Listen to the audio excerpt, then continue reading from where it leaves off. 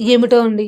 దేశంలో అమ్మాయిలపై జరుగుతున్న దారుణాలను చూస్తుంటే భయమేస్తుంది. రాత్రులు నిద్ర పట్టక అవే దృశ్యాలు కంటపడి ఏమీ చెయ్యలేరా అని ప్రశ్నిస్తున్నాయి.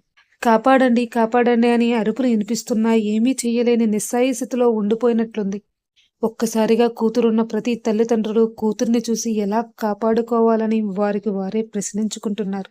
ఇప్పుడిప్పుడే ధైర్యం చేసి ఆడపిల్లల్ని బయటికి పంపిస్తుంటే, ఇలాంటివి కంటపడినప్పుడు, విన్నప్పుడు వాళ్ళెలా పంపిస్తారండి? పంపించకపోవడమే మంచిదిలెండి.